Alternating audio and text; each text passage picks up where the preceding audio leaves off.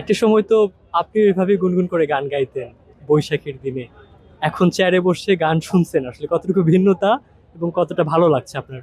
এই যে রবীন্দ্রনাথের ভাষায় কালের স্রোতে ভেসে যায় জীবন যৌবন ধনবান।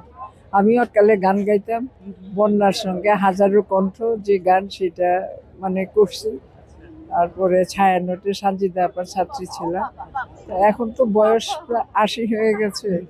এখন আর গান গাওয়ার মতন সেরকম আর কি, এখন নতুন প্রজন্ম গান গাইবে শুনতে আসছি, এইভাবে চলবে আবহমান কাল। আপনি তো আপনার বয়সের কথা বলেই দিলেন, বাট দেখে একটুও মনে হচ্ছে না আপনি ৮০ বছরে এখন।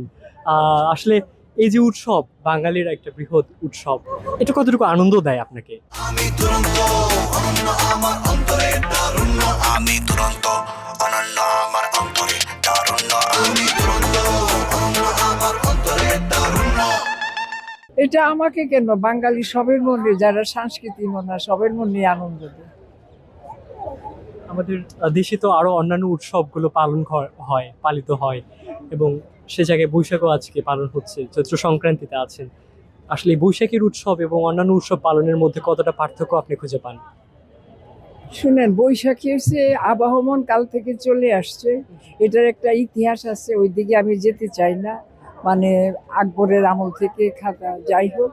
তো এখান কালে মধ্যে এটা এখন হয়ে গেছে এক একটা ঈদ উৎসব, বৈশাখী উৎসব, পূজা উৎসব, তারপরে বৌদ্ধদের উৎসব। উৎসব তো সবাইরই, হ্যাঁ সেটা আছে।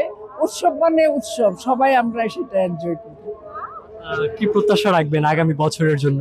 আগামী বছরের জন্য সুন্দর একটা সুন্দর দেশ হোক, এটাই আমরা চাই। সবাই ভালো থাকুক, আর অশান্তি যুদ্ধ কিচ্ছু চাই না, সবারই জন্য শান্তি কামনা করি। Thank you so much.